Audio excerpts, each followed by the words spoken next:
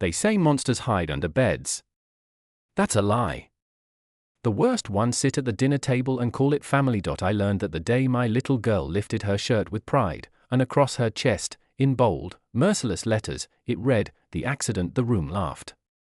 Not everyone out loud, but laughter still filled the air, a smirk, a chuckle, a look that said, "Yes, this is who she is." My father was the loudest. His laugh cut like glass. "Better she hears it now," he said, like it was wisdom. Like cruelty was truth, and I smiled. Not because it was funny, but because in that moment, something inside me broke, and something far more dangerous was born. I used to believe family meant protection. That was my first mistake. I was the youngest, the obedient one, the shadow who tried too hard to earn love that never existed. Every achievement I made was dismissed. Every flaw became proof I was exactly what he wanted me to be. Alas, when my daughter was born, I swore the cycle would end with me. She was my miracle, my redemption, my second chance at love unchained from fear. But with one cruel joke, they tried to stain her innocence, brand her with their poison. That night I didn't scream. I didn't confront anyone. Rage is loud. What I felt was quieter, sharper. Like a blade cooling before it strikes. I lay awake, staring at the ceiling, my father's laughter echoing in the dark. And I made a decision. They thought I was harmless. They thought silence meant weakness.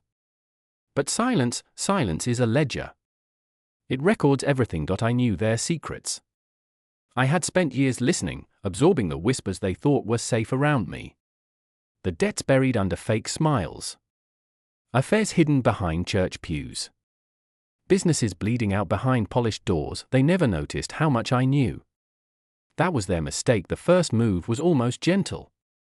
An anonymous call to my brother's business partner, a neat package of numbers proving years of quiet theft. By morning, his empire crumbled like wet paper. The second was personal. I slid photographs into my sister-in-law's trembling hands, her husband tangled with a woman he thought invisible. Within a week, she was gone, children in tow. The third was surgical. Documents mailed to the tax office, every false property, every hidden account tied to my father's name.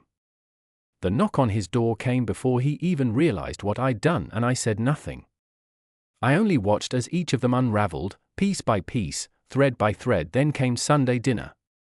They gathered like always, pretending nothing was wrong, pretending their world wasn't collapsing around them.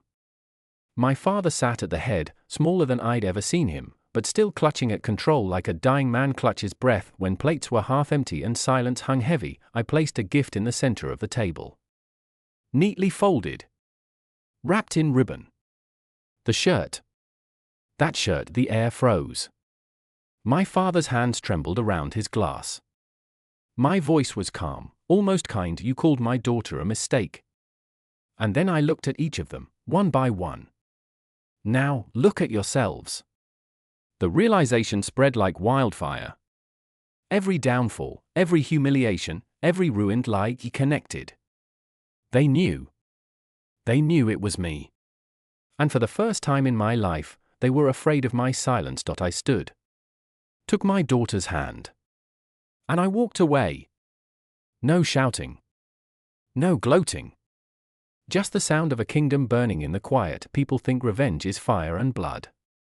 They are wrong. The sweetest revenge is not destruction. It is revelation. It is holding up a mirror and letting people choke on their own reflection. I didn't destroy my family. I only exposed them. And truth is a knife. No one survives unscarred. That night, as I tucked my daughter into bed, she whispered, "Mom, am I really an accident?" I looked at her, my light, my reason, my proof of survival, and I smiled. "No," I said. "You are the reason they can never hurt us again." They tried to define her with one word. Instead, I defined them with the truth. And the truth leaves scars far deeper than any blade. If this story reached you, if you've ever carried scars carved by the people meant to protect you, tell me in the comments. Because silence is power. And sometimes, silence is the sharpest weapon of all.